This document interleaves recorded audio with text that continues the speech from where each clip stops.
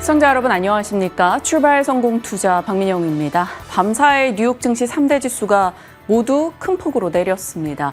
국채금리가 다시 한번 시장의 중심으로 떠오르고 있는데요. 일본에서 국채금리가 올라오고 있는 추세라는 점, 헤지펀드의 국채 매도의 움직임, 또 미국의 20년물 국채 입찰의 응찰률까지 부진했다라는 점, 전체적으로 금리를 밀어 올리는 요소가 꽤 불편하게 작용하고 있습니다. 이것이 전체적인 위험 자산 그리고 성장주를 압박하고 있는데요. 이것에 대한 영향을 국내장이 어떻게 받아갈 것인가, 내부적인 모멘텀에 집중해서 오히려 저PBR, 주주환원, 지주사 이런 쪽을 바라볼 타이밍인가 한 번 더 고민하게 되는 시점입니다. 어떤 전략을 챙겨가야 될지 잠시 후에 이어가시고요. 뉴욕장의 분위기 확인해 보시죠. 국채금리 발작에 뉴욕 증시가 이틀째 하락세를 이어갔습니다.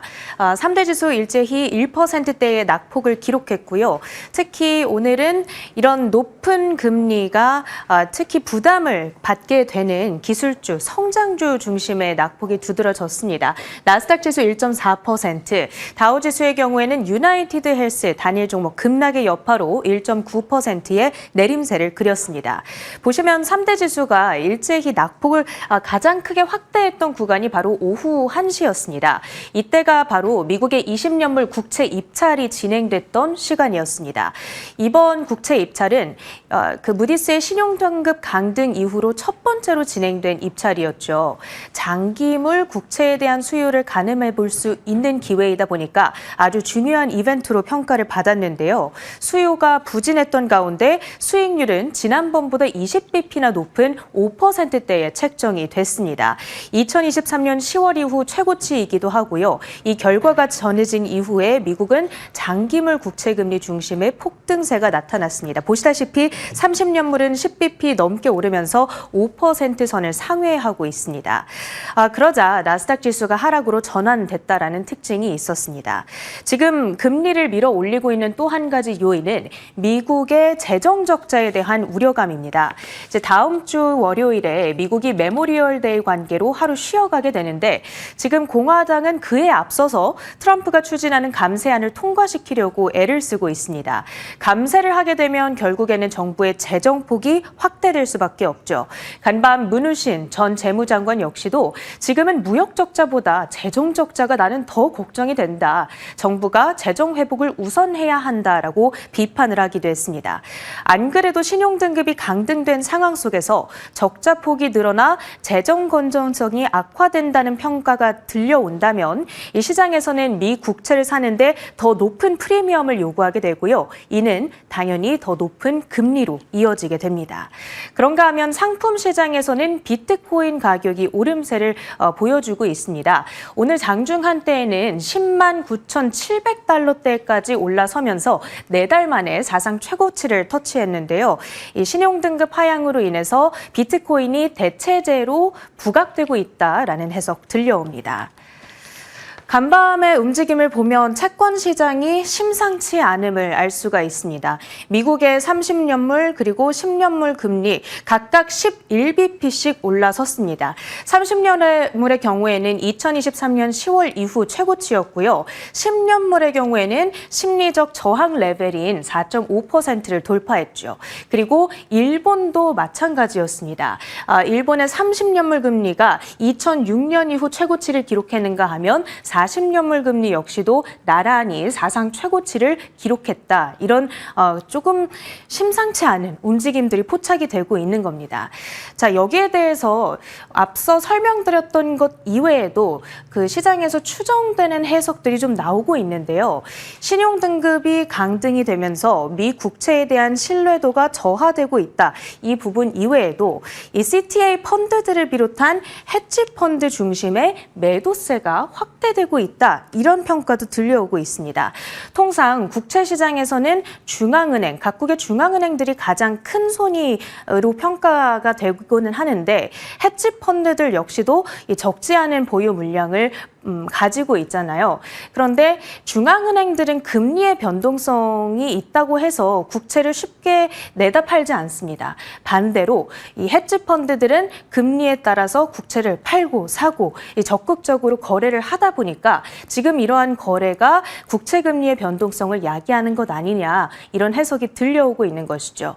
뱅크 오브 아메리카에서는 이런 평가를 내놨습니다. 지금 수익률 곡선 기울기 확대의 빅뱅 구간에 놓여 있다. 빅뱅 본드 스티프닝이라는 표현을 사용했는데요. 이 수익률 곡선 기울기가 확대된다라는 것은 장기물 금리가 단기물보다 훨씬 가파르게 상승하는 현상을 일컫는 것이고요. 장기물 금리가 올라간다는 것은 그만큼 미래에 대한 불안이 반영되고 있다는 의미로 해석을 해보셔야겠습니다.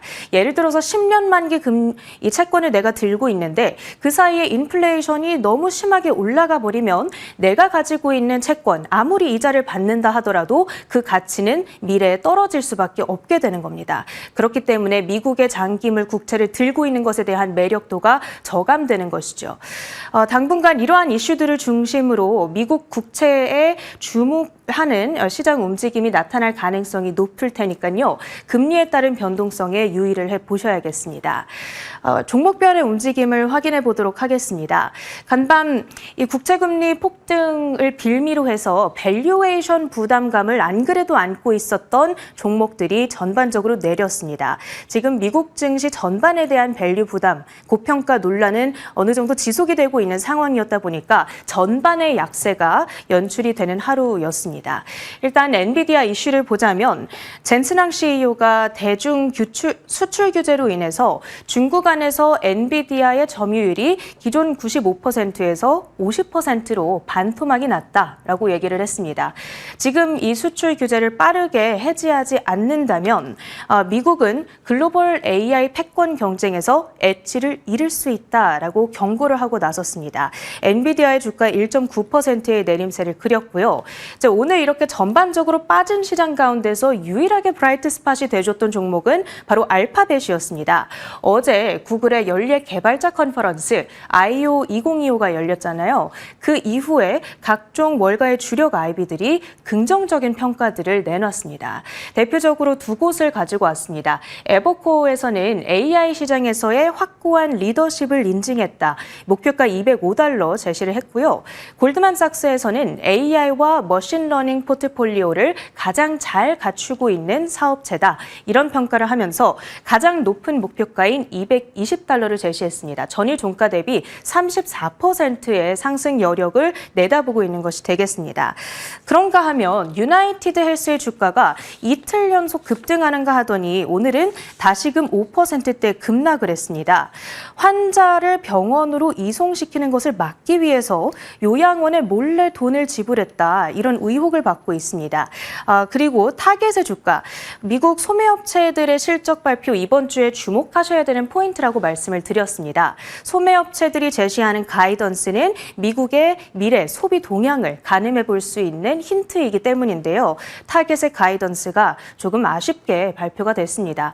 간밤 아마존과는 다르게 관세로 인해서 소비 수요가 둔화되고 있다. 이로 인해서 우리의 매출도 타격을 받을 것이다 라고 이야기를 했습니다. 주가는 5%대의 감소세를 기록했습니다.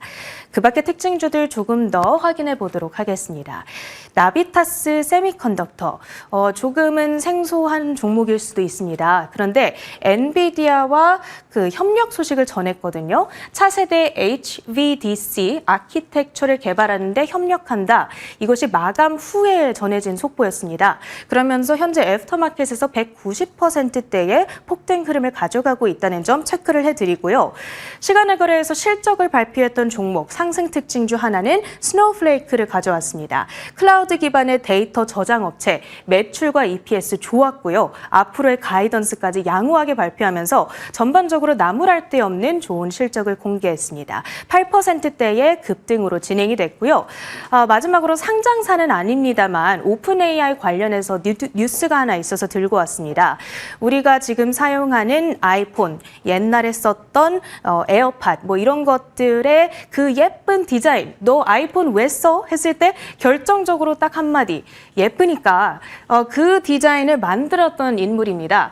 이 조니 아이브가 오픈 AI에 합류했다라는 소식이 들려왔는데요. 조니 아이브는 애플에서 퇴사를 한 다음에 하드웨어 업체인 아이오를 만들었습니다. 창립자인데 이 아이오라는 회사를 오픈 AI가 64억 달러에 인수한다라는 뉴스 들려오기도 했습니다. 앞으로 오픈 AI가 하드웨어 시장에 진출하겠구나, 이런 힌트로 생각을 해보면 되겠죠. 자, 이런 여러 가지 뉴스들 오늘 국내장 어떻게 소화를 해갈지 전략 세워보시죠. 아이폰은 예쁘니까, 또 체리네커는 예쁘고 똑똑하니까 저희 방송 브리핑 꾸준히 시청해 주시는 거겠죠. 자, 국내장 어제 분위기는 어땠는지 정리해 보도록 하죠. 코스피, 코스닥, 양지수 모두 올랐습니다. 코스닥 1% 이상 상승이었죠. 한국과 미국의 관세 실무 협의에 대한 기대감이 조선으로 또 연결됐습니다. 결국 우리 입장에서 쓸 수 있는 협상 카드는 조선이다라는 것이겠죠. 어제 조선주 한동안 약간의 숨고르기도 했던 만큼 굉장히 강하게 올라가는 모습 보여줬고요. 20일간의 수출 데이터도 나왔는데 반도체, 선박 등이 견조했습니다. 그래서 선박 쪽에 조선 이렇게 함께 더 강한 시세를 받아갈 수가 있었겠죠. 자, 관세 측면에서 외국인은 관세 협상 이슈 이것이 어떻게 진행될지 모르다 보니까 관세 문제에서 조금 안정적인 섹터로 조선과 방산 등으로 매수세를 강조하는 모습이 나타났고요. 방산 같은 경우는 더블 모멘텀이 생겼었죠. 어제 방산과 우주, 트럼프 대통령의 골든돔 이야기, 삼성의 우주 후방 산업 진출 이슈가 부각되면서 또다시 이들이 강한 시세를 받기도 했습니다. 그리고 K시리즈 살펴보면 반도체가 다 같이 올라가는 분위기는 아니었습니다만 유리기판 쪽 분위기 나쁘지 않았습니다. 피로틱스 등 어제 강세였고요. K보톡스 쪽 수출 데이터 나오는 날은 꼭 이런 쪽의 시세가 나쁘지 않은데요. 휴메딕스, 휴젤, 대웅제약 강세였고요. K원전, 두산에너빌리티, 현대건설 또다시 신고가 흐름을 기록하면서 거래량이 정말 많이 두산에너빌리티 쪽으로 쏠리고 있다는 것을 한 번 더 실감할 수 있었습니다. 자, 그리고 바이오 섹터로 넘어가면 전체적인 바이오가 함께 갔다라고 볼 수는 없습니다. 그런데 코로나 질병 관련한 종목들 일부 등이 급등세를 시현했고요. 저가 매수세도 좀 유입이 됐습니다. 그러나 어제 바이오 진영의 가장 큰 이슈는 삼성 바이오로직스가 되겠죠. FDA에서 현장 실사한다라는 얘기가 있었는데 이게 뭐 갑작스럽게 와서 어떤 실사에서 나쁜 이슈가 아니라 제품 승인이나 제품 출시가 임박한 것이 아닌가, 그런 기대감을 자극했습니다. 그래서 삼성 바이오로직스 급등에 잠시 상승폭을 보탰고요. 어제 삼바 급등의 추가적인 요소는 이것이었죠.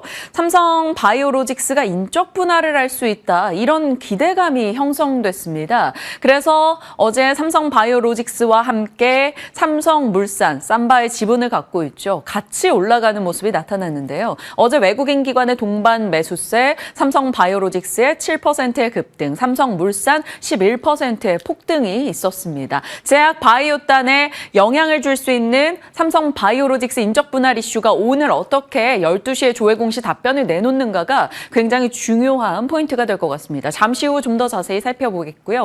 그 외로 봤을 때는 오가노이드 그리고 IPO 종목들의 상승세가 계속 이어지는데, 오가노이드와 IPO 그 교집합 종목 중에 하나가 오가노이드 사이언스, 네, 오가노이드 사이언스와 토모큐브 등의 종목들이죠. 그런데 오가노이드 사이언스 19% 상승이고요. 그 외로 봤을 때는 저PBR 혹은 주주환원, 상법 개정 관련한 기대가 있는 쪽들이 좋습니다. 증권, 지주, 유틸리티 이런 쪽이 되겠죠.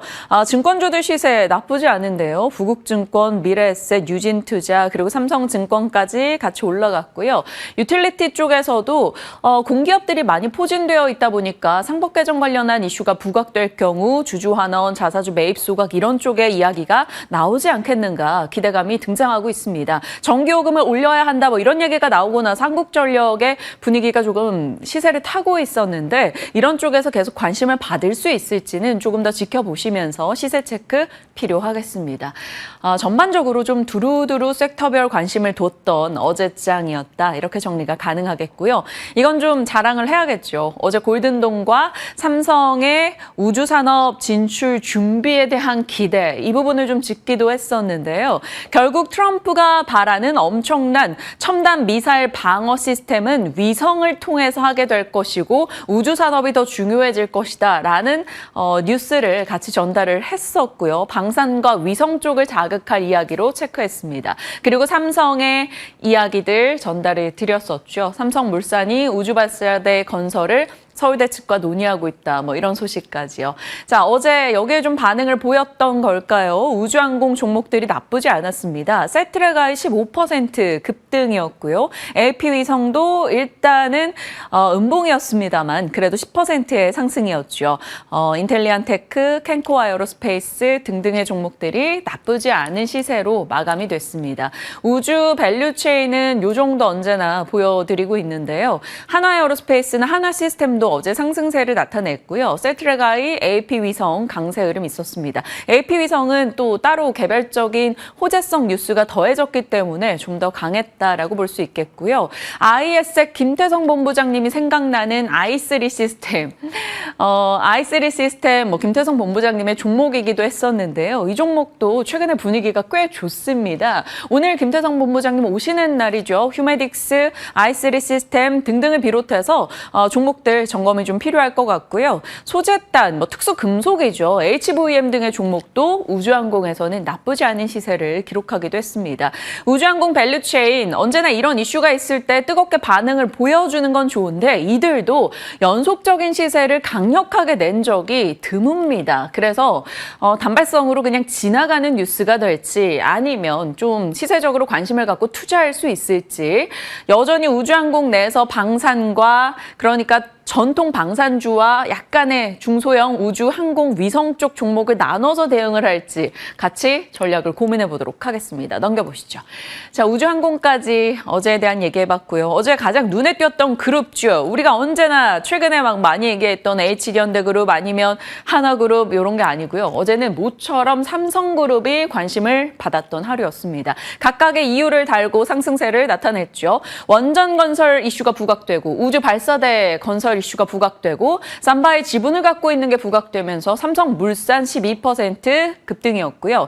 삼바도 마찬가지죠. 인적 분할 풍문과 FDA 생산시설 실사 이슈.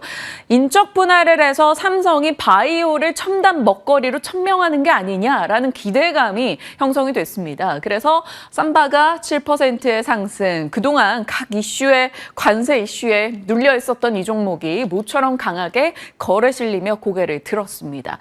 삼성 SGS 경영진이 요즘 잇따라서 자사주 매입을 하고 있습니다. 거기에 정부 AI 사업에 대한 참여 기대감도 높아졌죠. 어제 5% 따라가는 분위기가 형성이 됐고요.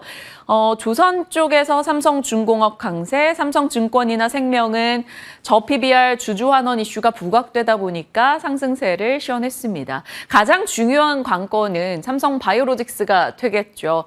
삼성바이오로직스가 인적 분할을 해서 삼성바이오홀딩스, 가칭이겠죠. 그러니까 바이오 진영의 지주사를 만들고 그 안에 새롭게 삼성바이오로직스와 삼성바이오에피스로 자회사를 두는 것을 유력하게 논의하고 있다. 이런 썰이 나온 거죠. 이에 대해서 거래소 측에서는 조회 공시를 요구했고요. 오늘 12시까지 답변을 내놔야 할 겁니다. 어떻게 될지 바이오 진영의 관심을 유도하는 긍정적인 뉴스로 판단을 해야 될 텐데요. 삼성이 미래 먹거리로 바이오를 점 찍었다라는 키워드가 달려서 삼성 바이오 로직스를 중심으로 올라갈 수 있을지, 또 물적 분할이 아니라 인적 분할이기 때문에 많은 주주들에게 투자의 요인이 되기도 합니다. 이 부분에 대해서 추가적인 흐름 그리고 전략 잠시 후 챙겨보도록 하겠습니다. 자, 뉴욕장으로 가보겠습니다. 사실 모처럼 바이오 진영이 좀 힘 받고 관심을 받던 찰나 또 바이오 같은 경우는 금리에 민감한데 미국에서 국채금리가 좀 불편해지긴 했죠. 일본의 국채금리가 상승하고 의회 예상국에서 만약에 트럼프가 원하는 대로 감세가 진행될 경우 재정 적자가 폭증할 수 있다는 이야기를 꺼내놨습니다. 여기다가 이런 이슈가 나오다 보니 무디스의 신용등급 강등 문제가 다시 한번 부각이 됐고요. 미국에서 20년물 국채 입찰, 그러니까 무디스가 신용등급을 강등하고 나서 또 국채 입찰이 처음으로 있었는데 여기서 응찰률이 부족했다라는 겁니다. 그렇다면 수요와 공급 논리에서 국채에 대한 메리트가 떨어지는 것이 아닌가라는 시각 등이 꽤 나오면서 국채 금리가 올라갔고요. CTA 펀드, 그러니까 헤지 펀드 등에서 미국 국채 대규모 매도 포지션이 포착되고 있다. 이런 얘기가 나오고 있습니다. 그러면서 미국의 국채 금리가 상승하게 된 거죠. 일단 통화 정책 등에 민감한 2년물 4%, 다 어떤 특정한 레벨을 넘는 모습이 나왔습니다. 2년물 4%, 벤치마크인 10년물 같은 경우도 4.5가 중요한데 그것을 넘어섰고요. 30년물은 5%가 중요하죠. 역시 5%를 넘어섰습니다. 국채금리가 불편해지면서 위험자산, 성장주 이쪽에 힘이 빠지게 됐고요. 기술주의 하락이 나타났는데요. 바이오나 2차 전지, 로봇 뭐 이런 성장주 단이 이 이슈로 인해서 센티가 조금 위축될지 그 부분에 대한 고민은 필요합니다. 이 매크로의 영향을 받는다라는 것은 다른 어떤 호재로도 사실 커버가 좀 잘 안 되기 때문에요. 그러면 매크로 영향받아서 빠졌을 때 어떤 전략을 취하는가에 대한 고민으로 이어지게 될 겁니다. 그런 가운데 앞서 최린 앵커가 히트맵에서 딱 가운데 알파벳, 구글의 시세를 보여주셨죠. 전체적으로 빨간색의 초록불을 켜고 있었습니다. 알파벳은 3% 정도 올랐는데요. 연례 개발자 컨퍼런스 AI 기술이 호평을 받았고 멀티모달 비서 AI가 탑재된 검색 기능이 들어간다. 또 스마트 안경에 대해서 과거에 한번 실패했던 바가 있었는데 이번에 삼성 등과 손잡고 다시금 도전한다며 시제품을 공개했죠. 이것에 대한 호평 등이 나오면서 골드만삭스, 에버코어, 뱅크 오브 아메리카 등에서 목표가를 올려잡는 모습이 나왔습니다. 그래서 이 부분이 주가 상승으로 연결이 됐고요. 저도 샌프란시스코에서 2번 정도 타봤는데 웨이모 로보택시가 누적 운행 1000만 회를 돌파하고 있다. 이런 소식이 들려오고 있습니다. 그래서 알파벳이 비교적 괜찮았다라는 점이고요. 자, 여기서 하나 스마트 글라스에 대한 이야기를 살짝만 짚고 가겠습니다. 우리가 스마트 글라스 기존에 나왔던 것들 보면 사실 조금 쓰고 다니기 부담이죠. 너무 크기도 크고 디자인도 별로입니다. 그런데 젠틀몬스터가 디자인에 협력을 해서일까요? 이 정도라면 좀 살 의향이 있을 만큼 꽤나 멋지게 시제품이 뽑혔다라는 것을 확인할 수가 있었습니다. 삼성이 하드웨어, 구글이 소프트웨어, 디자인은 젠틀몬스터 등이 협력을 했다라는 것이죠. 구글 컨퍼런스에서 스마트 글라스 시제품을 공개했고요. 제미나이 라이브 기능이 탑재돼서 실시간으로 안경 쓰고 있으면 외국인과의 실시간 대화도 번역이 된다라는 그런 기능 등이 소개가 됐습니다. 그래서일까요? 삼성의 스마트 글라스 관련한 종목들 일단 시장에서 분류하고 있는 종목들이 되겠죠. 어제 상승 흐름을 보여줬는데요. 덕산 네오룩스 또 그 중에 하나가 되겠습니다. 물론 덕산 네오룩스는 개별적인 모멘텀이 조금 더 강했던 것 같아요. 덕산 네오룩스의 자회사를 편입됐던 회사가 엄청난 호실적을 기록하면서 덕산 네오룩스도 5월 15일 기준으로 컨센을 크게 상회하는 실적을 내놨던 바가 있었죠. 어제장 20% 급등이었습니다. 야, 모처럼 OLED 쪽이 일어서는구나 이런 시장의 관심을 좀 유발할 수도 있긴 한데 덕산 네오룩스 개별로 끝이 날지 아니면 소재단에 조금 더 관심을 받는 종목이 생겨날지 지켜보겠습니다. 라운텍이나 K3i, 버넥트, 넵튠 이런 쪽이 이들 같이 연결해 볼 수 있는 스마트 글라스 종목으로 분류되는 종목이니까요. 참고용으로 한번 살펴보시길 바랍니다. 시장 속 흐름들 살펴봤고요. 이제 연결고리 지나가겠습니다. 자, 박앤커의 연결고리 오늘 시장은 사실 뉴욕장 흐름 봤을 때는 중립 이하겠죠. 미국의 금리가 불편했고요. 성장주, 위험자산이 하락의 압박을 받았습니다. 외부가 이렇게 불편하다 보니까 내부 요소에 초점을 맞춰서 뭐 대선에 관심을 갖게 될지 아니면 주주환원, 지주, 저PBR 이런 쪽에 관심을 받게 될지 시장 속에 수급이 어디로 가는지 한번 보시고 보시고요. 미국에서 워낙 절상 압박을 가하고 있죠. 그래서 환율 변동을 좀 열어둬야 될 텐데 이것이 외국인 수급에 어떤 영향을 줄지도 체크가 필요합니다. 그리고 미국 내 이슈에서는 구글, AI, 스마트 글라스 관련 종목들 국내에서 앞서 보여드렸던 종목 한번 체크해 주시고요. 이슈가 추가된 섹터들 보겠습니다. 한 번씩, 한 6개월에 한 번씩이죠. 일론 머스크가 자꾸 변압기 쇼티지, 전력 쇼티지 이런 발언을 하는데 또 전력 쇼티지에 대한 얘기를 꺼냈습니다. 그런데 마침 어제 5월 20일까지 수출입 데이터가 나왔고요. 변압기 배전반 쪽에서 여전히 수출이 견고했다라는 것을 확인할 수가 있었습니다. 뭐 알던 뉴스라서 반응하지 않을지 아니면 이쪽으로 관심을 둘지 물론 수출주다 보니까 환율 이슈에 좀 민감하긴 할 텐데 이 해석을 시장이 어떻게 할지 보셔야 될 것 같습니다. 앞서 체린 앵커 말씀 주신 대로 오픈 AI가 애플의 전 디자이너 스타트업을 인수했다라는 소식, 오픈 AI가 꿈꾸는 하드웨어 모델이 있는 것인가를 한번 의심하게 되는 대목이고요. SMR 이야기 스웨덴에서 건설 자금이 법안 통과했다라는 뉴스가 있었습니다. 그리고요. 백악관에서 반도체 수출 총재를 전면 철회해달라는 젠슨왕의 요청에 대해서 불가능하다라고 이야기를 했습니다. 그래서 엔비디아 센티도 조금 위축되는 모습이었는데요. 이게 우리 장에도 영향을 줄지 한번 보시고요. 자, 댄 아이버스가 테슬라가 시총 2,700조가 갈 것이다. 로보택시, 옵티머스 등 덕분에 라는 내용을 담아서 로봇을 자극할지 일단은 적어놨습니다. 앞서 봤던 삼성그룹의 바이오 집중 뉴스 이 12시경에 답변을 기다려야 하는 상황이고요. 수출이 좋았던 쪽으로 그럼 오늘 장은 단기 자금이라도 유입될 수 있을까요? 수출 좋았던 쪽은 반도체 그리고 CCL 두산이 되겠죠. 방산, 라면, 전력, 뷰티. 근데 뷰티는 오늘 달바의 상장도 기다리고 있습니다.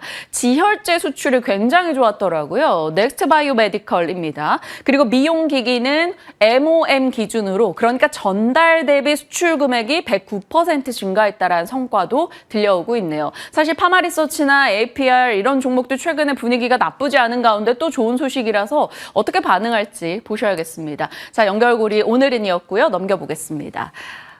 로봇이요. 앞서 이제 댄 아이버스가 테슬라 목표가 올리는데 옵티머스를 또 꺼내 들었기도 하지만 사실 전체적으로 로봇에 대한 관심은 해외에선 트럼프가 관심을 쏘아 올리고 있죠. 관세 전쟁을 걸고 있는 EU, 미국의 제조업 리쇼어링을 위해서입니다. 그러면 높은 인건비가 부담되겠죠. 미국의 공장은 지었는데 사람이 없을 경우요. 그러니까 로봇 배치가 점점 가속화되고 있고요. 거기에 일론 머스크가 발을 맞추고 있습니다. 일론 머스크가 옵티머스 연내 공장에 엄청 투입하겠다라는 하나의 데이터 등을 만들어 나가고 있는 거죠. 모건 스탠리는 이 시장이 급성장할 것으로 전망하고 있습니다. 자, 넘겨보겠습니다. 옵티머스를 비롯한 휴머노이드 로봇에 대한 얘기는 거의 이슈가 매일매일 쏟아지고 있는데요.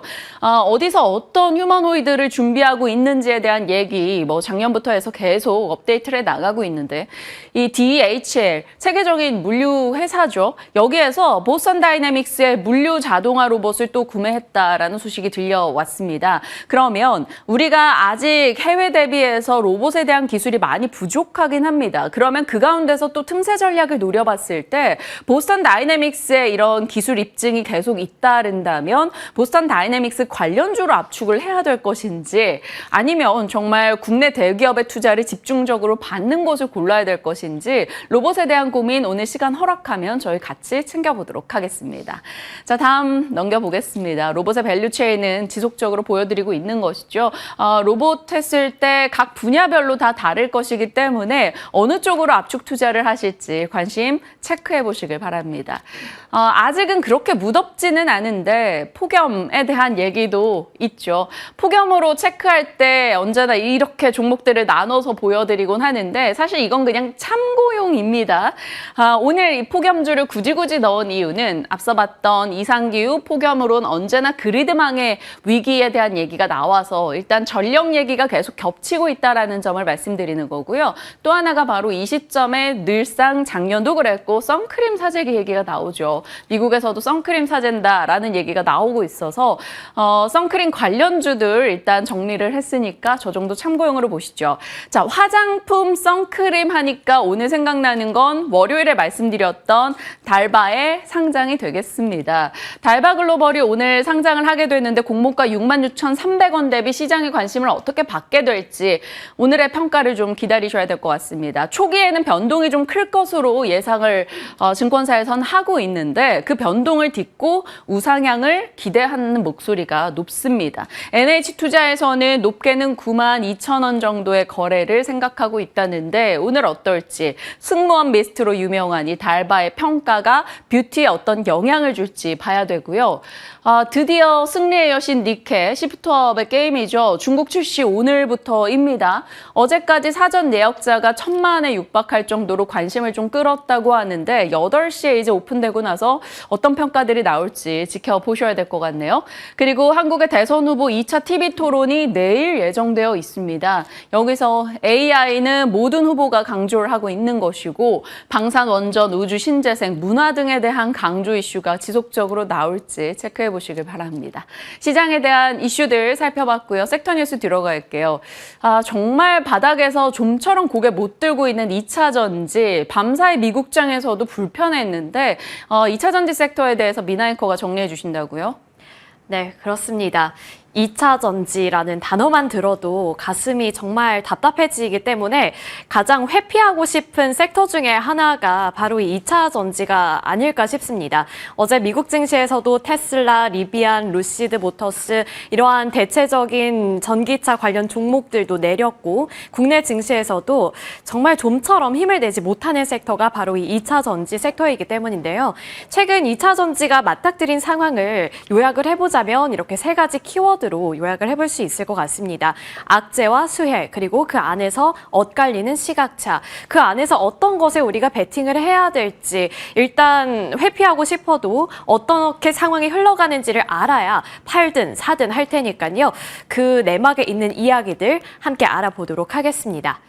자, 2차 전지 종목들 정말 강했었잖아요. 정말 좋았었는데 고점을 보시면 LG 엔솔은 62만 9천 원, 삼성 SDI는 81만 원대까지, 에코프로는 30만 원대, 에코프로비엠은 58만 원대까지 치솟는 모습을 기록했습니다. 그런데 어제장 종가를 확인해 보시면 대부분 7분의 1 토막, 8분의 1 토막 난 주가 수준을 나타내면서 솔직히 2차 전지 주주 입장에서는 타격도 많이 없을 것 같다는 생각도 듭니다. 왜냐하면 워낙에 많이 빠졌고 원래 그렇지 이런 생각마저 드는 상황이기 때문이죠. 그래서 제가 이렇게 제목을 핫보다 무서운 게 쿨쿨쿨이다. 그만큼 어떠한 감정도 느낄 수 없을 만큼 주가가 많이 빠졌다라는 차원에서 달아봤습니다. 2차 전지주들 지금 어떠한 상황에 놓여 있는 걸까요? 조금 더 자세한 내막들 살펴볼 텐데 앞서서 악재와 수혜 이 안에서 갈팡질팡 시각이 정말 엇갈리고 있다라고 말씀을 드렸잖아요. 그만큼 악재부터 살펴보겠습니다. 주가를 이렇게까지 내리게 했던 물귀신 4가지, 한 5가지 정도가 있는데 많이들 아시겠지만 가장 중심에는 전기차 캐즘 이슈가 있고요. 관세 여파도 있습니다. 현재 미국에서 이제 수입산 자동차 그리고 자동차 부품의 25%라는 관세를 부과하고 있기 때문에 그 부분에 대한 부담감이 주가에 다시 한번 하방 압력을 더했다는 점. 그리고 여기에는 최근 들어서 이 IRA 세액공제 혜택이 폐지될 것이다 라는 가능성까지 점쳐지면서 더욱더 분위기는 무거워지고 있는 추세죠. 지금 친환경차 구매자에게 원래 한 7,500달러의 세액공제 혜택을 부과했었는데 이게 원래는 2032년까지 유지를 하겠다고 밝힌 상황이었습니다만 최근에는 2026년까지 단축시키겠다라고 밝힌 상황이고요.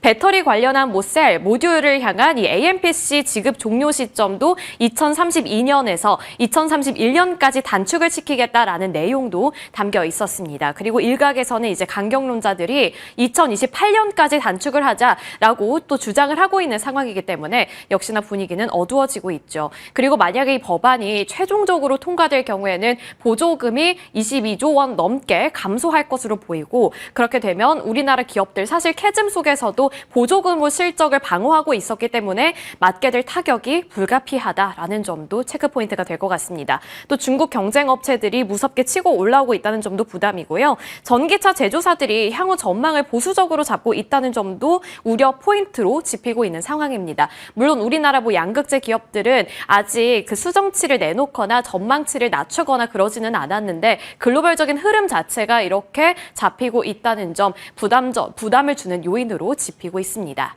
반면에 최근에는 그래도 간간히 긍정적인 소식도 조금씩은 나오고 있는데요. 2차 전지가 너무 마음을 괴롭게 하니까 솔직히 좀 잘라내고 싶은 마음도 있으실 겁니다. 그럼에도 불구하고 놓지 못하는 이유들은 아무래도 긍정적인 코멘트가 들려오다 보니 자꾸 희망 회로를 돌리게 하기 때문일 겁니다. 우선 미국이 최근에 이 중국 배터리 핵심 부품에 대한 상계 관세를 부과하겠다라고 밝힌 바 있는데요. 특히나 인조흑연, 중국의 인조흑연과 관련해서 글로벌 기업들이 이거 너무한 거 아니냐, 너무 불평등하다라고 강력하게 주장을 했고, 조사를 해보니까 이제 중국 기업들이 한 721%가량의 보조금 수혜를 받고 있다라는 게 드러났습니다. 그래서 그러한 보조금 혜택을 좀 축소시키고 좀 덜하게 하기 위해서 이번 상계 관세를 부과를 할 것이다라는 내용이 나오고 있는데요. 지금 미국이 중국을 이렇게 견제하고 있기 때문에 그 흐름이 어떻게 심화되느냐에 따라서 우리나라 쪽으로는 반사 수혜가 예상되는 시나리오 지금 짚히고 있는 상황입니다.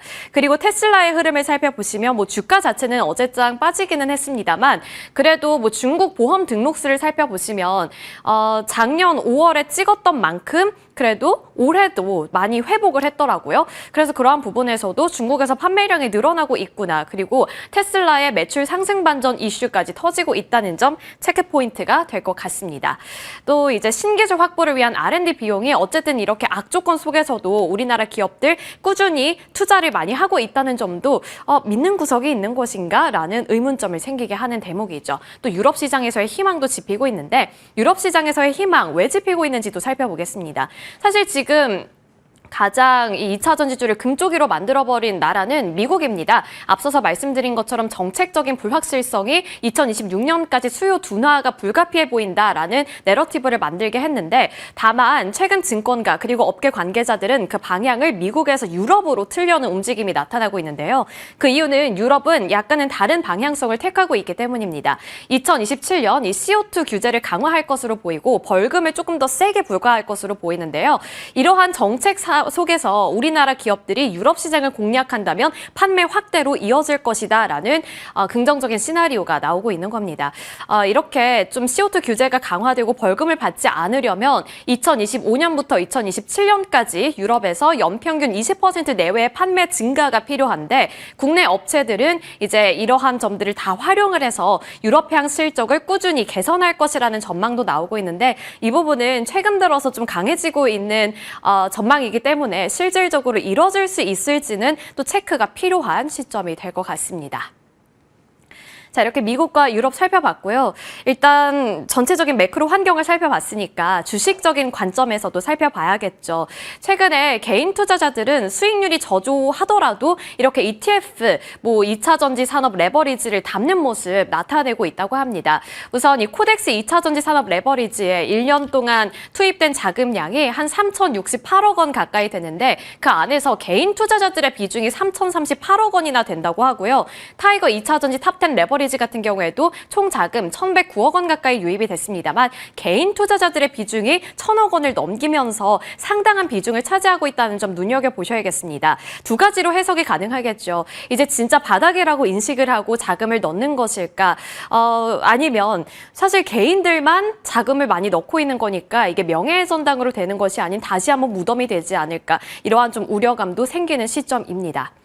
개인들의 자금이 들어오고 있는데 그 안에서 또 한 가지 눈여겨보시면 좋을 만한 부분은 이제 2차 전지주 임원들이 5월 달에 자사주를 많이 매수했다라는 소식이 있었는데요.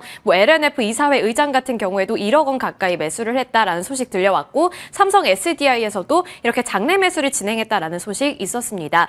이것 또한 바닥이라고 인식을 하고 그리고 악재가 선반영이 됐으니까 이제는 좀 담아보자라는 관점으로 해석을 해봐도 괜찮은 것일지 아니면 그저 단기 반등을 노리고 있는 것일지는 지켜봐야 알겠죠.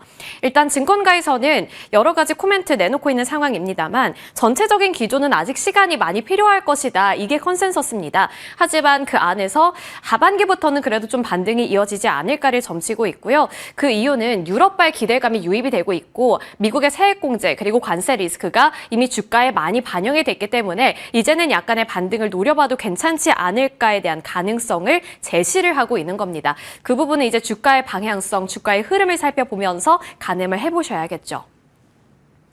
자, 2차 전지주 그러면 어느 쪽을 바라봐야 할까? 이것도 굉장히 궁금해지는 시점이 될 것 같습니다. LFP, 리튬이온 배터리가 사실 중심을 꽉 잡고 있었는데 최근에 뭐 이슈들 살펴보시면 전기차 화재 소식, 폭발 소식 이런 것들이 들려오면서 리튬이온 배터리에 대한 경각심이 생겼습니다. 그리고 그를 대체할 수 있는 차세대 배터리로 전고체 배터리 그리고 나트륨 이온 배터리가 지금 꼽히고 있는 상황인데요.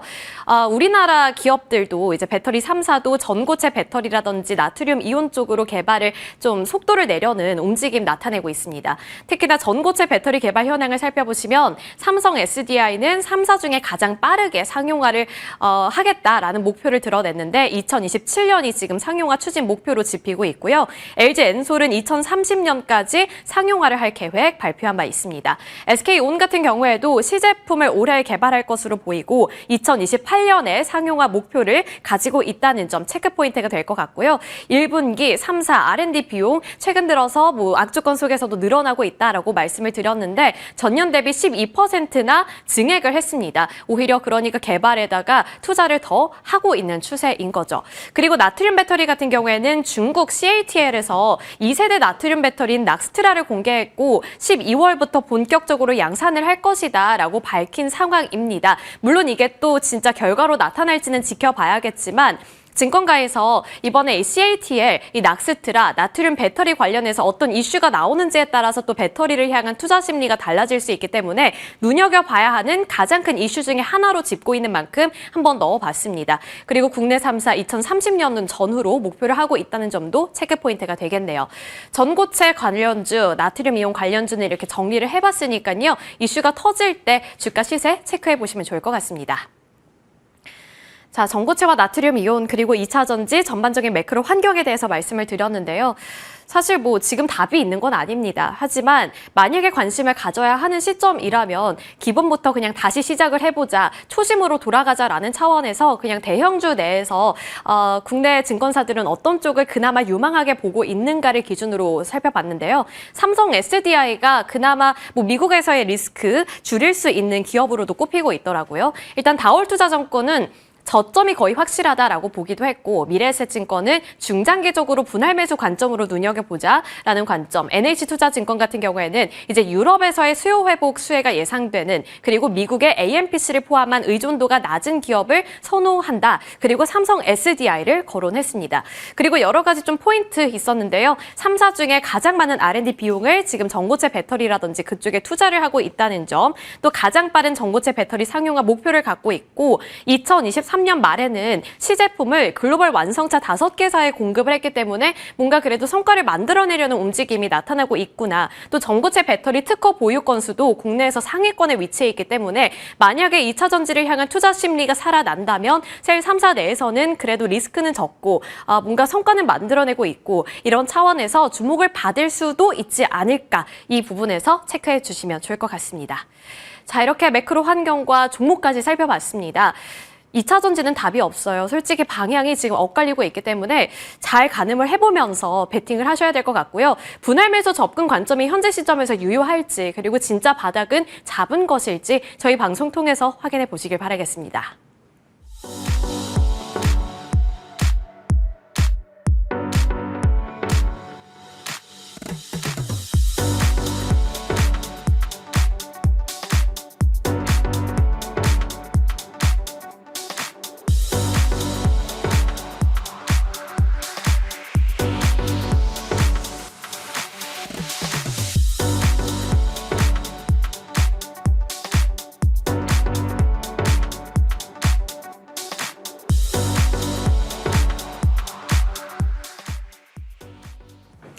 네, 또 목요일입니다. 한 주의 피로도 느껴지고 주말을 앞둔 기대도 느껴지는 그런 요일이기도 한데 이 목요일장 시장 어떻게 평가를 하고 종목들 챙겨 나갈지 두 분과 함께 이야기 풀겠습니다. AJ인베스트먼트 이재규 대표님, IS셋 김태성 본부장님 자리하셨습니다. 어서 오세요. 네, 안녕하세요. 안녕하십니까. 김태성 본부장님, 네. 귀 안 아프셨어요? 저 방송에서 엄청 본부장님 성함을 많이 얘기했던 이번 주에요. 다 듣고 왔습니다. 다 들으셨죠? 그래서 하나씩. 오늘도 준비를 했죠. 네, AS 잠시 후에 요청을 드리겠습니다. 그러면 이번 주 시장에 대한 전략, 이재규 대표님한테 먼저 여쭤보겠습니다. 이재규 대표님, 일주일에 한 번씩 딱 오시는데 오실 때마다 목요일 뭔가 좀 시장의 변곡과 고단함이 느껴지는 요일이라서요. 전략 어떻게 세워주십니까? 일단 뭐 오늘 새벽 같은 경우는 미증시가 좀 안 좋았기 때문에 우리나라 시장 같은 경우도 영향을 받을 가능성이 있다라고 보고 있습니다.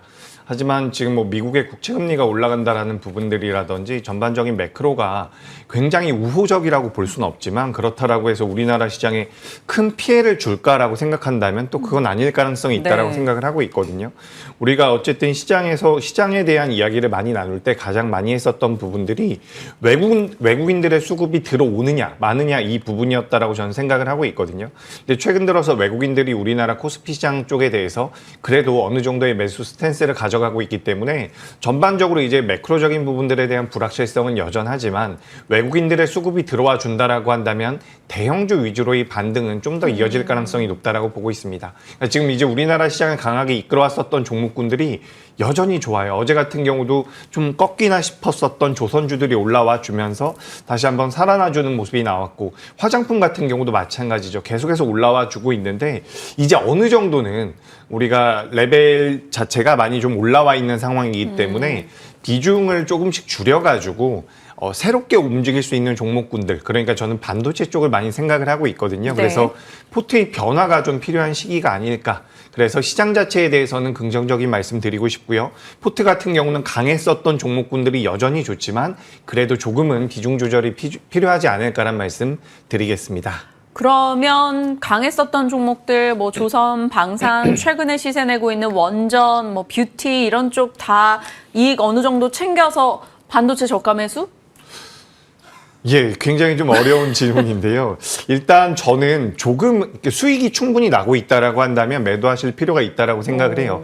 제가 지난주에도 이 말씀을 드렸던 것 같거든요. 근데 뭐 그 이후에 다시 한번 대반등이 나오긴 했지만 우리가 어쨌든 주가가 상승을 계속하기 위해서는 자금이 추가적으로 유입이 돼야 되거든요. 근데 이런 기업들, 지금 주가가 좀 많이 올라와 있는 기업들 같은 경우는 앞으로 업황이라든지 우리가 예상되고 있는 매출과 영업이익을 기준으로 봤을 때 주가 상승의 여력이 있다라고 하더라도 어느 정도의 매물이 일시적으로라도 출회가 되면 그 낙폭 자체가 좀 크게 나올 가능성이 있습니다. 그러니까 조정이 좀 길어질 가능성이 있다라고 저는 보고 있거든요. 그래서 조금은 줄여서 반도체 쪽으로 넘어가 보시는 것도 나쁘지 않지는 않을까 이렇게 좀 말씀드리겠습니다. 시청자분들의 이해를 돕기 위한 좀 극단적인 질문입니다. 그러니까 적정하게 비중 조절을 해서 반도체 진영이 좀 편안한 선택지라는 점을 지속 강조해주고 계신 겁니다. 김태성 본부장님은 어떤 전략이신가요? 사실 두 분이 좀 동일한 이제 반도체 저가 매수 의견을 많이 주셨었잖아요. 여전하십니까? 저도 이제 동일하게 반도체 쪽은 보고 있기 때문에 다른 섹터에 대한 이야기를 좀 짧게 드려보면 이번 주 월요일 날 사실 우리나라 증시가 조정이 조금 더 깊게 나왔었죠. 미증시 대비해서. 왜냐하면 지난주 주말에 이 무디스의 신용등급 하락 이야기 때문에 미국 증시도 조정이 나올 가능성이 높았고 그러다 보니 먼저 시작한 동아시아 증시는 우리나라의 조정이 이제 폭이 깊었는데 그때 강했던 쪽을 저는 여러분들이 꼭 떠올리셔야 된다라는 생각이 듭니다. 올해 1분기 같은 경우에는 지수 대비 아웃퍼포먼스 쪽은 명확하게도 이 방산이라든지 아니면 조선이라든지 화장품, 피부, 미용, 의료기기였는데 이번 주 월요일 같은 경우에는 또 특징 중에 하나가 저PBR 혹은 밸류업 관련한 기업들이 지수 대비 또 아웃퍼폼하는 모습을 보였기 때문에 만약 미증시도 지금 쉬어가는 그 구간에서 우리나라 증시도 기술적으로 조정이 나온다 했었을 때 상대적으로 조금 강할 수밖에 없는 저는 밸류업 관련한 기업들을 꼭 한번 보셨으면 좋겠다는 생각이 들고 있고 앞서 이제 여러분들도 투자뉴스 세븐에서도 다 들으셨을 것 같은데 삼성그룹사들이 지금 다 엮여 있는 상황이라서 삼성물산을 한번 보시는 것도 저는 괜찮다라는 생각이 들고 있고 보험사 기준으로 보면 작년에 가장 높은 배당을 줬던 DB손해보험까지 한번 꼭 체크를 해보셨으면 좋겠다는 생각이 들고 있고 또 은행주에서 본다라고 하면 하나금융지주라든지 지주라든지 KB금융 안에서 지금 선택을 해야 되는데 참 이 두 개 중에 뭐가 낫다라고 말하기가 어렵더라고요. 둘 다 비슷비슷하고 네. 수급도 비슷비슷하기 때문에 이쪽 부분까지도 꼭 체크를 하셔야 된다는 의견 드리겠습니다. 네, 밸류업 관련한 종목들 체크해 주셨습니다. 삼성그룹 얘기, 삼성물산으로 좀 주셨는데 이재규 대표님, 삼성그룹 얘기 어제로 봤을 때는 삼성바이오로직스 삼바의 인적 분할 얘기가 흘러 나오고 있습니다. 그래서 삼성물산도 이제 삼바 지분 갖고 있는 것도 부각이 되고 그러고 있는데 삼성그룹주 어제 이슈에서 이재규 대표님은 어떤 키워드 잡으세요? 일단 뭐 삼성물산을 좀 봐야 되지 않을까 그런 생각이 들어요. 지금 이제 우리가 조회 공시를 통해 가지고 오늘 12시까지 답변을 해야 되는 것으로 제가 알고 있는데 지금 삼성바이오로직스가 계속해서 또 공시가 나오네요. 회사 분할 결정이 지금 막 뜨는 것 같은데 일단 어제 나온 내용과 그리고 오늘 나오고 있는 내용들을 전반적으로 좀 봤을 때는 분할 신설 회사로 이제 삼성 에피스가 나온다라고 이야기가 되네요.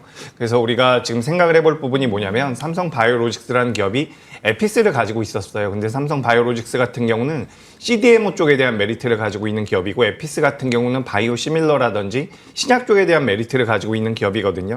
근데 지금 어떤 구조로 진행이 될 가능성이 높냐면 지금 삼성그룹 자체가 삼성물산이 삼성바이오로직스를 가지고 있고요. 삼성전자 같은 경우도 삼성바이오로직스를 가지고 있는데 삼성그룹을 전반적으로 이제 지배구조 개편에 들어간다라고 한다면 삼성물산이 요 삼성 에피스 홀딩스 지금 막 내용이 나오기 때문에 저도 읽어보지를 못하고 있는데 네. 만약에 이 신설되고 있는 지주사 그러니까 바이오 쪽에 대한 지주사 지분을 삼성물산이 가져간다라고 한다면 네. 추후에 시간이 좀 지나서 삼성전자의 물량과 삼성물산이 가지고 있는 물량들을 이렇게 맞교환을 할 가능성이 굉장히 높습니다. 네. 그럼 삼성전자 입장에서는 바이오 사업부에 대한 지분을 가져가는 거고요. 삼성물산 같은 경우는 삼성전자에 대한 지배력이 높아지는 거거든요. 결국에는 이재용 회장 쪽으로 굉장히 유리하게 지배구조가 개편될 가능성이 높다라고 생각을 하고 있기 때문에 지금은 이제 삼성물산 쪽에 대한 관심이 필요하지 않나라고 생각을 하고 있습니다. 지금 삼성바이오로직스 같은 경우도 공시가 막 나오면서 거래 정지가 되고 있는데 전반적인 흐름상 지배구조 개편 쪽으로 이제 모멘텀이 좀 잡힐 가능성이 높다라고 보고 있고 다만 여기서 우리가 좀 체크를 해볼 부분이 뭐냐면 네. 지금 삼성물산이 과거에 제일모직과도 합병을 하는 과정에서 좀 문제가 있었어요. 근데 그 문제가 아직까지는 해결되지 않은 걸로 알고 있거든요. 그래서 이 부분은 어떻게 풀어갈지 여부를 우리가 좀 계속해서 체크해 볼 필요가 있지 않을까. 이렇게 좀 말씀드리도록 하겠습니다. 네, 정말 때마침 저희와 방송을 딱 진행하는 이 과정에서 삼성바이오로직스의 매매거래 정지 관련 공시가 나왔습니다. 주요 사유는 회사 분할 결정이고요. 9시 30분까지 일단은 매매가 중단되니까요. 삼성물산 이번 이슈의 그 중심에 있을 것이다라고 얘기를 해주셨습니다. 김태성 본부장님, 인적 분할 결정을 가지고 삼성물산과 또 키워드 어떻게 잡아볼까요? 이렇게 되면 앞서 이야기 주셨다시피 바이오 에피스와 이제 바이오로직스가 조금 이제 나뉘는 네. 그러니까 바이오시밀러 CDMO와 바이오시밀러가 조금 이제 나뉠 수밖에 네. 없는 그러한 상황 속에 바이오 에피스 같은 경우에는 10년 전으로 되돌아가 보면 이런 이야기들이 많았었죠. 나스닥에 언제 상장을 할 거냐, 그리고 나스닥에 상장할 노력을 하겠다라는 이야기를 계속 해왔다가 만약 이번 인적 분할 이후에 바이오 에피스의 방향을 확인을 해야 되겠지만 이것들이 나스닥 상장으로 이어진다라고 했었을 때 저는 뭐 삼성물산도 삼성물산이고 삼성바이오로직스, 삼성바이오 에피스 개별주들도 봐야 되겠지만 여기에 연결고리가 좀 강하게 링크되어 있는 바이넥스라는 기업을 여러분들이 꼭 보셨으면 바이넥스. 좋겠다는 생각이 듭니다. 바이넥스는 지금 삼성바이오 에피스와 셀트리온을 고객사로 두고 있어요. 그렇기 때문에 만약 이러한 어떤 영향들이 중소형주로 낙수 효과가 펼쳐지게 된다라고 하면 어제 또 바이넥스가 공교롭게도 두 자릿수 상승 같이 나왔었거든요. 그래서 추가적인 상승세에 대한 기대감도 저는 중소형사 바이넥스를 통해서 한번 기대를 해보는 것도 괜찮다라는 의견 드리겠습니다. 자, 그러면 보유 혹은 매도로만 답변을 주신다면 삼성물산은 보유인 거고 삼성바이오로직스 보유? 다 보유를 해야 될 것 같아요. 네. 알겠습니다. 사실 어제 저는 삼성물산 얘기를 하긴 했었는데 이 이슈를 예상은 전혀 못했던 그렇죠. 거고요. 사실 삼성물산이 우주 발사대 건설을 논의하고 있다라는 이슈였어요. 그러니까 삼성이 우주항공의 후방산업을 노리고 있다 이런 얘기를 전하면서 삼성물산을 살짝 짚었던 거였는데 뜻하지 못하게 삼성물산이 이 삼바의 인적 분할로 지분 가치 얘기가 부각이 되면서 올랐었기도 합니다. 이재규 대표님, 그래도 네. 말 나온 김에 저희가 삼바 인적 분할 지금 공시사항 확인했고요. 삼성물산, 바이넥스까지 확장을 했습니다. 삼성그룹 우주 얘기 혹은 골든돔 트럼프의 얘기로 봤을 때 우주항공 쪽은 어떻게 보십니까? 네, 일단 우주항공 쪽도 긍정적으로 보고 있는데 지금 삼성물산 같은 경우는 굉장히 저평가가 되어 있거든요. 근데 이제 삼성바이오로직스가 이제 인적 분할을 하면서 배당을 받기 시작을 할 가능성이 높다라고 저는 보고 있어요. 그렇다라고 한다면 지분 가치가 조금 더 부각이 될 가능성이 높습니다. 그래서 삼성물산 같은 경우도 계속해서 체크가 필요하지 않나라고 말씀드리고 네. 싶고요. 어제 이제 우주 후방산업 쪽에 대한 투자를 하겠다라는 내용들이 나왔죠. 그래서 삼성물산 같은 경우도 무언가 특색이 과거에는 종합 건설사라든지 여러 가지 사업을 영위하고 있는 기업, 우리가 이렇게 생각을 해봤다라고 한다면 이제는 우주항공 쪽이라든지 바이오 쪽에 대한 이런 포지션 자체를 좀 더 공고히 하는 게 아닌가라고 생각이 들고 있습니다. 그리고 우주항공 쪽 같은 경우는 사실 어제 지금 우리나라 시장이 어렵다라는 이야기도 많이 있었지만 결국에 최근 흐름을 보면 한 섹터씩 돌아가면서 계속해서 선순환이 나왔다라고 저는 네. 생각을 하고 있거든요. 그러니까요. 근데 그런 과정에서 우주항공 쪽 같은 경우는 계속해서 좀 소외가 됐다라고 보고 있습니다. 뭐 트럼프가 골든돔에 대한 발언을 하면서 3년 동안 뭐 200조가 넘는 돈을 투자하겠다라는 내용들이 나오면서 뭐 우주항공 쪽에 대한 모멘텀들이 붙었는데 가장 중요한 것은 어제 우리나라에 관련되어 있는 기업들의 자금이 꽤나 많이 들어왔다라는 거예요. 그렇기 때문에 우리가 일단 트레이딩 관점으로 본다라고 하더라도 단기적으로는 우주항공 쪽에 대한 관심도는 높아질 가능성이 높다라고 보고 있습니다. 그래서 저는 좀 긍정적인 말씀을 좀 드려보고 싶고요. 네. 어쨌든 시장이 굉장히 빠르게 변화하고 있기 때문에 그리고 이제 우리가 6월 달이 되면 대선이 있죠. 근데 대선이 끝나기 전부터 한 일주일 전부터 어떻게 보면 정책 테마로 엮였었던 종목군들 같은 경우는 일부 차익 실현이 나올 가능성이 있다라고 보거든요. 그렇다라고 한다면 오히려 이렇게 우주 쪽 같은 경우는 한 번 더 탄력이 붙을 수도 있지 않을까라고 생각이 돼서 삼성물산을 우주항공 관련주로 보긴 좀 어렵다라고 생각을 해요. 네네. 하지만 그 밑에 단에 있는 종목군들 어제 같은 경우는 세트랙 아이 같은 경우도 오랜만에 굉장히 좋은 모습이 나왔거든요. 뭐 세트랙 아이라든지 인텔리안테크 같은 기업들 그리고 뭐 컨텍 같은 경우도 오랜만에 변동성이 좀 나왔는데 이런 기업들 같은 경우도 오랜만에 거래가 들어왔기 때문에 뭐 투자자분들 입장에서는 트레이딩 관점으로는 좀 체크해 보실 필요가 있지 않을까라는 말씀 드리겠습니다. 네. 자, 삼성의 뭐 우주 관련 뉴스, 이게 삼성이 어떻게 한다가 아니라 삼성이라는 키워드가 붙을 경우 그런 보도가 나올 때 우주에 대한 자극제가 될 수 있다라는 측면에서 어제 소개를 했던 거고요. 우주항공 관련한 뭐 AP위성, 세트랙아이 이런 작은 종목들이 시세를 내기도 했던 요소가 됐습니다. 우주항공이 이제 정치 테마주 차익 실현이 나오는 시점에 뭐 자금 유입을 좀 더 기대한다면 관심을 둘 법하다라는 전략이신데 잠시 후에 저희가 공략주 이어가도록 하겠습니다. 자, 삼성그룹주까지 살폈고 이제 어제 강했던 거는 삼성그룹 내 삼성중공업 포함한 조선주도 올랐어요. 김대성 본부장님, 네. 조선주는 쉬었다가 또 가고 쉬었다가 또 가고 쉬었다가 또 가고입니다. 물론 이제 쉬는 빈도수가 조금 잦아지고 있긴 한데 네. 여전히 그러면 조선주는 이익 챙겨가는 전략 유지해야 될까요? 일단 어제 움직였던 내용 안에 여러 가지 좀 트릭 아닌 트릭들이 좀 숨어 있는 것 같아요. 트릭이요. 조선주 본업 때문에 올라갔다. 그러니까 수주 잔고가 늘어났거나 수주 선종이 다양해졌거나 혹은 고부가 가치 선종에 대한 기대감 때문에 올라갔다라기보단 세진중공업이 일단 불을 제대로 지펴준 것 같습니다. 장전에 나온 이슈는 뭐였냐면 같은 기자재 기업들 중에 가장 높은 수익성을 나타낸 기업이 세진중공업이다라는 보고서가 하나 올라왔어요. 네. 그러다 보니까 세진중공업에 대한 수급이 확 쏠렸는데 많은 투자자분들이 영업이익이 좋구나, 세진중공업이 어떤 일을 하고 어떤 사업부를 가지고 있고 이걸 확인을 하다 보니 거기에 눈에 띄는 사업부가 하나 있죠. 해상, 부유식, 풍력 그 관련 기자재. 여기에 이제 포커스가 맞춰지다 네. 보니까 어제 태양광주들이라든지 아니면 풍력주들에서 일정 부분 차익 매도 물량이 나온 것이 세진중공업으로 계속해서 이제 몰아붙어서 상한가를 이제 기록하는 모습을 보였기 때문에 장중에 이제 조선사들 혹은 조선 관련주들이 조금 따라간 것이 아닌가라는 저는 생각을 하고 네. 있거든요. 왜냐하면 일단 조선주들의 다수도 사실 신재생 에너지와 엮여 있습니다. 그러한 상황이라서 어제 이제 조선주들의 흐름이 굉장히 좋았던 상황이기 때문에 일단 저는 여기서 옥석 가리기를 해본다면 결국엔 선종이라든지 수주 잔고와 조금은 거리가 멀 수 있는 엔진 쪽을 바라보자. 아니 무슨 소리냐?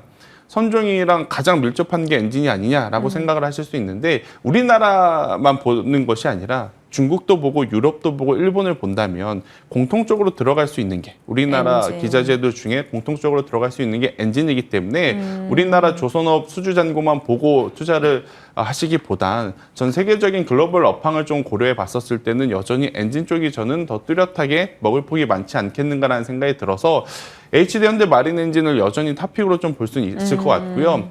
하나 엔진이라든지 STX 엔진이 이제 이걸 따라서 누가 더 변동성을 크게 보일 수 있을 것이냐라고 하면 당연히 재무적으로 기술적으로 하나 엔진이 더 좋을 수 있는데 트레이딩 기준으로 보면 STX 엔진의 어떤 변동성을 노려보는 것도 지금은 괜찮지 않겠는가. 사실 조선주도 같은 경우에는 길게 본다면 볼 수 있겠지만 현재 위치에서 신규 매수를 해서 2년 뒤에 3년 뒤에 그림을 그려보자 하면 개인 투자자분들 부담이 될 수도 있고 또 굉장히 빠른 시장의 순환 매수 속에서 포모 현상도 느낄 네. 가능성이 높다는 생각이 들거든요. 그래서 변동성을 고려한다면 기준점은 HD현대 마린 엔진이 여기서 꺾이지 않고 더 가는 것을 따라서 STX 엔진이 따라 올라오는 그런 흐름들을 한번 체크해보자라는 의견 드려보도록 하겠습니다. 엔진 쪽으로 압축을 확 해주셨어요. 기존에 뭐 세진중공업이나 HD현대중공업이나 긍정의 시각들을 많이 주셨었는데 오늘은 이제 엔진에 좀 더 초점을 맞춰서 얘기 주신 거다 이렇게 정리하겠습니다. 이재규 대표님은 조선주 네. 어떻게 보시나요? 어떤 시청자분은 하나오션 빼고 관리가 이제 좀 귀찮아져서 조선주는 다 팔았다. 그러니까 조선주에 대한 고민이 좀 깊어졌다라는 걸 보여주는 대목이겠죠. 이제 이 대표님 시각은요? 일단 조선주는 좋은데 만약에 밀린다라고 한다면 대응이 꼭 필요한 섹터라고 보고 있습니다. 그러니까 우리가 개인 투자자분들께서 매매를 하실 때 물리게 되는 경우가 좋다라는 것을 알고 있을 때 물리는 경우가 굉장히 많거든요. 지금 어제 같은 경우도 레포트가 하나 나왔던 것 같아요. 조선 사이클이 끝이 보이지 않는다. 네. 이런 식의 뉘앙스를 가진 레포트가 나왔던 것 같은데 그런 것들을 우리가 사실 몰랐던 내용은 아니라고 저는 보고 있거든요. 그렇기 때문에 일단 업황 자체는 굉장히 긍정적이라고 생각을 하고 있고 그리고 어제 같은 경우도 결국에는 메이저들의 수급이 붙으면서 다시 한번 반등이 나왔기 때문에 재차 상승할 가능성은 높다라고 보고 있습니다. 하지만 신규 공략을 한다거나 매수 네. 단가가 높으신 분들 같은 경우는 여기서 조정받았을 때는 대응이 꼭 필요하지 않을까라는 말씀을 드리고 싶어요. 그리고 이제 방금 전에 김태성 본부장께서 그 엔진 쪽에 대한 이야기를 해주셨는데 어제 엔진 관련되어 있는 종목 중에서 제가 K프라는 기업을 몇 차례 말씀드렸는데 네. 이 기업 같은 경우는 주가가 많이 못 올랐습니다. 그러니까 시가총액이 2천억 정도 되는 기업인데 작년 기준으로 봤을 때 영업이익이 400억 가까이 나오는 기업이거든요.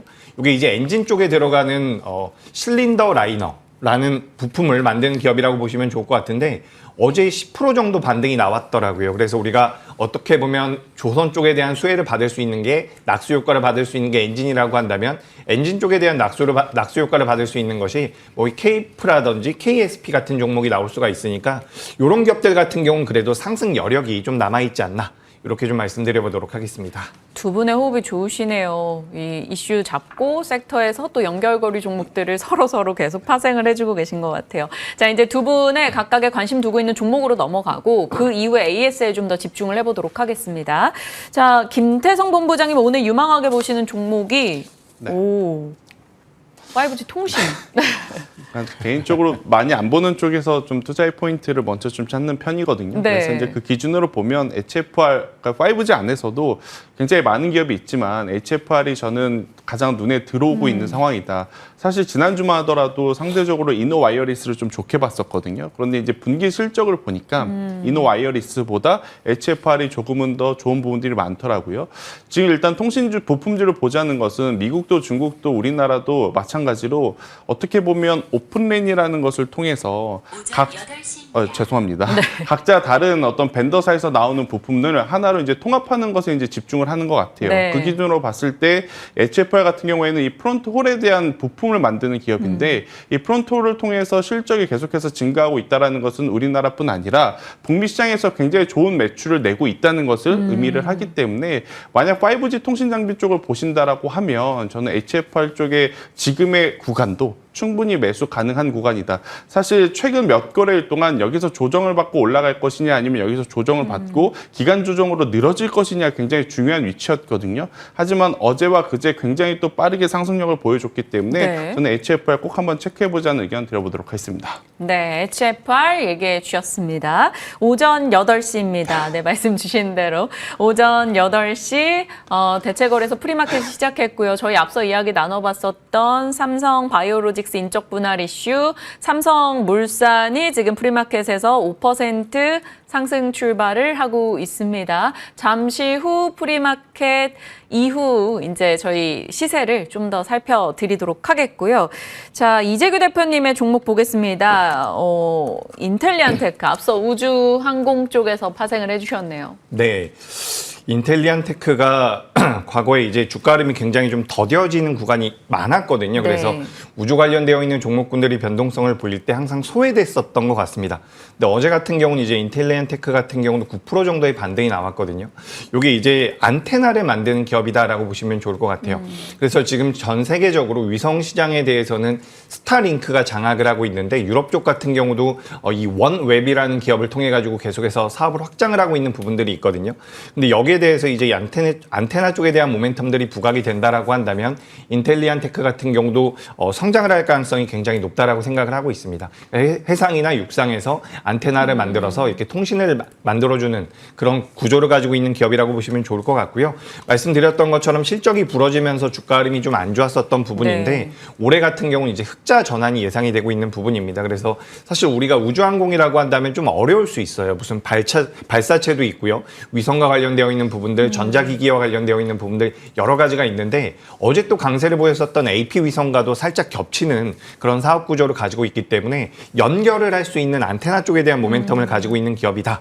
라고 보신다라고 한다면 저는 인텔리안테크 같은 경우도 지금부터는 매력적이지 않을까라는 말씀 드리고 싶습니다. 그래서 어제 종가가 48,000원인데 주가의 변동성 좀 나온다라고 한다면 상방으로는 48,000원 그리고 하방으로는 손절가는 36,000원으로 이렇게 의견 드리겠습니다. 네, 한 20% 정도 상승 여력이 있다라고 판단을 주셨습니다.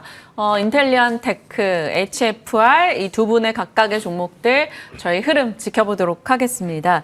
자, 김태성 본부장님, 네.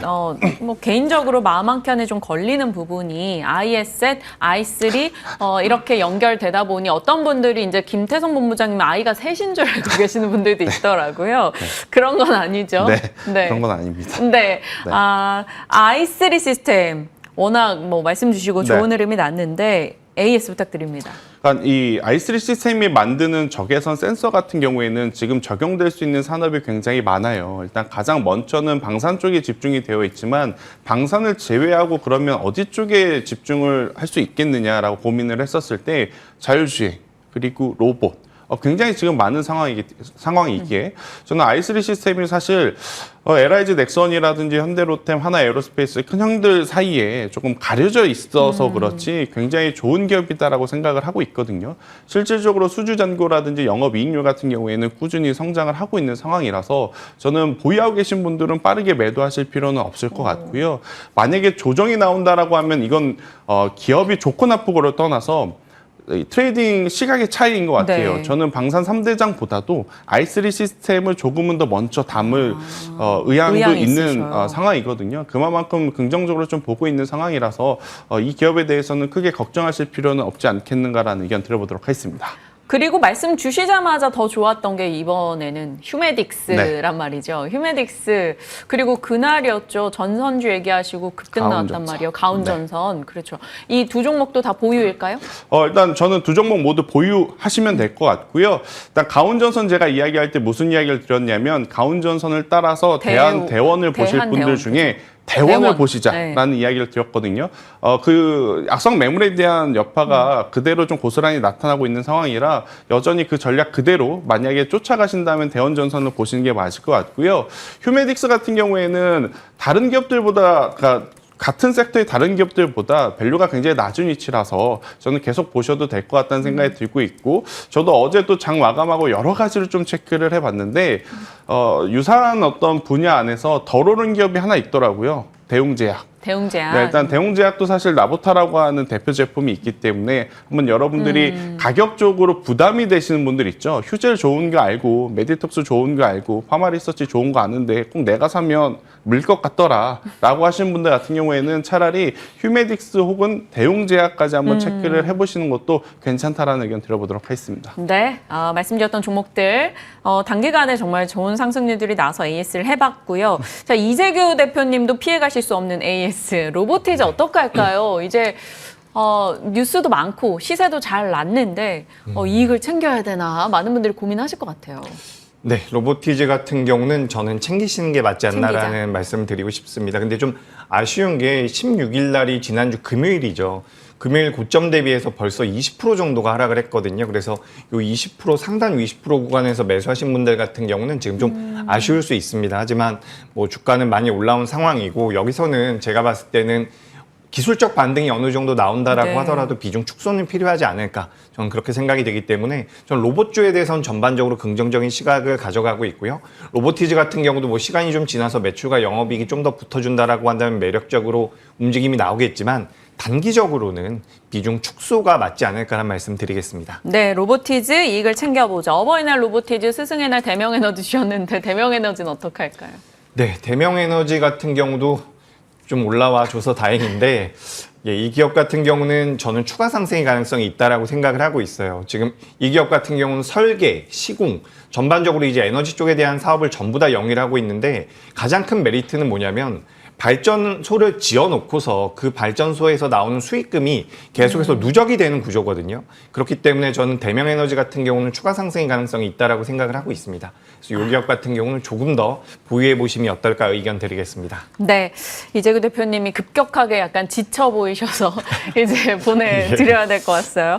김태성 본부장님, 이재규 대표님과 시장 종목에 대한 전략 챙겨봤습니다. 고맙습니다. 네, 대체거래소 분위기 살펴보겠습니다. 전체적으로 시총 상위 종목들 부진한 오늘이네요. 삼성전자, SK하이닉스 모두 하락권에 출발 확인이 되고 있고요. 사실 시총 상단에서 지금 프리마켓 하나에어로와 일부 종목, 코스닥에서는 HL백, 코프로를 제외하고는 뚜렷하게 시세 나는 종목이 없습니다. 대체적으로 1% 내에 하락으로 시작하고 있습니다. 자, 그러면 거래량은 어떤 종목들에 좀 실리고 있는지 넘겨보도록 하겠습니다. 하나투자증권이 지금 자금이 좀 쏠리면서 거래량이 집중되고 있네요. 5% 상승, 그리고 앞서 김태성 본부장과 얘기 나눠봤던 세진중공업도 2% 정도 오름권의 출발 확인이 되고 있습니다. 그리고 유진투자증권, 이래 증권주들 분위기 나쁘지 않은 상황이고요. 다날도 12%의 상승세. 블루엠텍은 정규장에서는 그렇게 잘 안 움직이고 꼭 대체거래소에서 시세들을 많이 내더라고요. 프리마켓에서 일단 오늘장 어제 애프터마켓 시세 이어받으면서 상승세 확인이 됩니다. 앞서 김태성 본부장님 삼성바이오로직스 인적 분할 이슈에서 꼭 빼놓지 말고 같이 봐야 하는 거 바이넥스라고 말씀을 주셨죠. 오늘 거래량 많이 실리고 있고요. 어제에 이어서 우주항공 쪽은 AP위성 정도 관심을 받고 있습니다. 상승률 상위에는 어떤 종목들이 자리하고 있을까요? 코로나 쪽 이슈, 질병 얘기가 신풍제약에 영향을 주고 있습니다. 그리고 삼성물산 단연 돋보이는 흐름으로 눈에 띄네요. 삼성바이오로직스 인적 분할 이슈, 지분을 40% 이상 갖고 있는 것이 부각되면서 오늘 출발 프리마켓에서 급등입니다. 6%의 상승 확인이 되고 있고요. 전체적으로 밤사이 비트코인 시세가 상승폭을 줄이긴 했었으나 그래도 또다시 굉장히 좋은 가격 라인을 기록하면서 비트코인 관련주들 시세도 나쁘지 않은 상황이고요. 우리기술투자 등의 종목들 6% 정도의 오름 포착되고 있습니다. 전체적으로 시장이 약간 개별주로 개별 플레이장이 전개가 되고 있고 그 가운데 질병과 가상화폐 혹은 삼성 바이오로직스 이슈 등이 영향을 주는 정도이네요. 종목에 대해서 고민이 많아지는 시점입니다. 당연히 이분과 이야기 더 이어가 봐야겠죠. 나종식 위원님 만나보시죠.